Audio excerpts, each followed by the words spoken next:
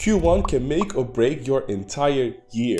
Most e-commerce brands struggle throughout the year because they didn't make the right use of Q1. So if you want to make 2025 your year, you need to lay the foundations in Q1. And here are 4 strategies that you can apply. Now, why should you listen to me? I'm Marc Uitterhoeve and I have helped over 60 e-commerce brands grow and scale with proven strategies. So if you want to have results like this, just watch this video. The first strategy that you will need to apply is to align yourself with your customers' goals, because you're not the only one who's trying to make 2025 their year.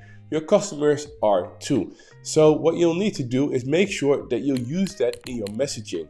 Now is the time to start losing weight, or now is the time to feel more energized, or make 2025 the year where everybody gets to know the real you. So align yourself with their goals. Mention that in your messaging, make sure that they feel pumped in order to finally reach their goals, and therefore use your product or service to get that done. And of course, that's not going to be enough. You need to nudge them. You need to make sure that they take action right now. And this is also in Q1 the perfect time to say, okay, now is the time to do it. We are actually giving an incentive to the people that are action takers, because only change will happen if you act. So if you act now, you will get a 10%, 20% discount, whatever you're going to give them. But this will definitely motivate them more than usual, because they are like, yes, I need to take action. I need to do it now because I want to change, or I want to reach that goal. And it only happens if I start now. So use that also in your messaging to motivate them. This is going to be really important because this sets the mood for the entire year. The second strategy that you'll need to apply is to find or double down on your unique angle, because 2025 is really going to be about all that. There are so many e-commerce brands. In 2025, on average, 419 new stores appeared only in the US, right? So worldwide, even more. So it means there's so much competition, and actually it's estimated that in 2025 more stores will appear each day. So there's a huge competition, and there are a lot of brands that sell maybe similar products or offer similar services. So you need to make sure that you differentiate yourself. So this is especially going to be an even harder year for those drop shipping brands that basically are not even brands. You know, they're pushing boxes and they can only really compete on price because there's nothing that makes them really unique. And you'll need to make sure that if you are a drop shipping brand, that you're going to find some way to make sure that you stand out, that you are different, that you are offering something that no one else does. So if your product is the same as anyone else's, you need to make sure that you're actually offering something as a service that makes you stand out, about a warranty or training or something else with delivery that makes you unique. But for brands that have more control because they create the product or they're heavily involved with the manufacturing of it, they can create something more unique about the product, or also how they are positioning themselves in the market. You need to make sure that when people think of your brand, they think of something that you do that no one else does. So if you already have that, double down on it, make it your own. Make sure that no one can easily steal it from you, because there are going to be competitors with maybe even bigger marketing budget. And if you already double down on it, everybody already knows that you were the first mover, then that will be a strong suit that you'll have, and that will definitely help you with the rest of the year. And if you think about your brand or your product and you cannot really think of something that makes it unique or that makes it stand out, then you're going to have a problem, and you need to go back to the drawing board.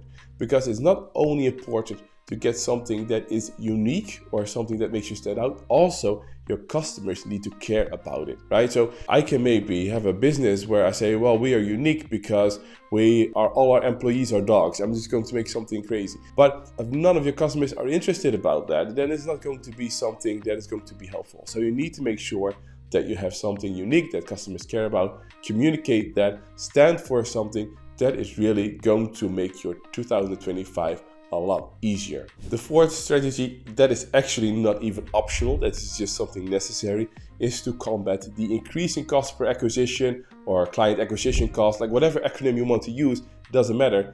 These things will go up. If you are focusing or if you're investing in paid ads, which most brands do and which you also should do, you will realize that these costs are only keeping on increasing. And that correlates with the previous point that I made, that there are more competitors.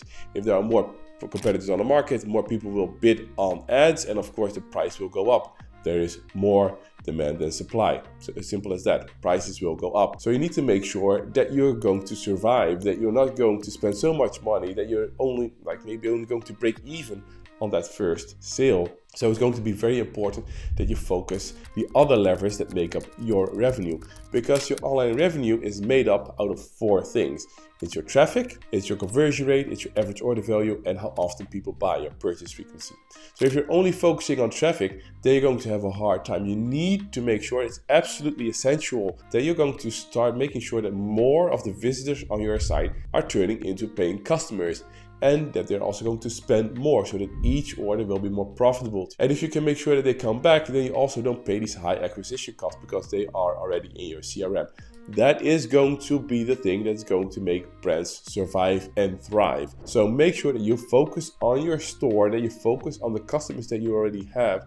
And if you already lay those strategies down now in Q1, you will reap the benefits of that, not only in 2025, but for the years to come. Now, the fourth and final strategy is, ironically enough, the fourth one, because it's also often the one that is forgotten by most people, and it is the retention. You need to make sure that, as I briefly mentioned as well, that the people that already have bought from you, that you utilize them again. Don't only look forward to what 2025 is going to bring you, also look backwards to the customers that you have acquired in the last year, and make sure that you re-engage them, that you motivate them again to buy from you. If you stay top of mind, if you're going to offer them value with your emails, interesting insights that helps them reach their goals, then you are going to be rewarded by them being more loyal to you. So make sure that you send post-purchase emails where you are going to help people get the most out of your product or service, where you're going to give them tips and strategies that can help them reach their goal. So if, for example, you sell supplements that help people to feel better and more energized and more healthier, you can easily also give tips that will allow them to live more healthy. It could be dinner plans, it could be some exercises that you can share with them. Or if you are selling furniture, you can not only just sell tips about the maintenance of the product, which is also very important, but what you can also do is give some tips about how you can remodel your house or things that you can do in order to create a nice decor. So do something that you actually give value to your customers, because there is reciprocity involved. They will do something back for you at some point. So make sure that you do that. Make sure also that the people that already are buying more often from you, that you acknowledge that you thank them, and that you make them a VIP, that they can maybe get a higher incentive, or they get early access to certain product launches, or that they get a first access to a certain sale. Make sure that they are rewarded for their loyalty, because that makes them more loyal. So don't only focus on making more of the visitors on your site convert, which is very important. Also make sure that you don't forget the people who have just bought from you. That will not only make sure that they will buy again from you, it also will create a better brand image, because people will feel seen, and they will also be more likely to communicate to their friends and families their experience that they had with your brand or product. So if you focus on these 4 strategies in Q1, your 2025 will be less stressful and more rewarding, and you will actually also see growth, and you're not just putting out fires here and there. And you're not only laying a strong foundation for your 2025, but also for your brand's life. And also, just a small bonus, don't forget about March, because how often are you in March thinking, you know, those resolutions that I had, not much came from them.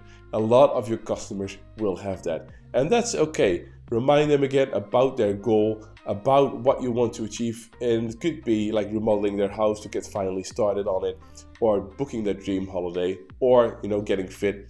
Remind them of their goals, and that you are there to help them with your product or service, and tell them that it is okay if you slip. And it's not about doing things perfect from the start. It's about getting back up there and trying again. And this also is for you. Like, if you are struggling with your brand, and if you're trying certain things, don't give up.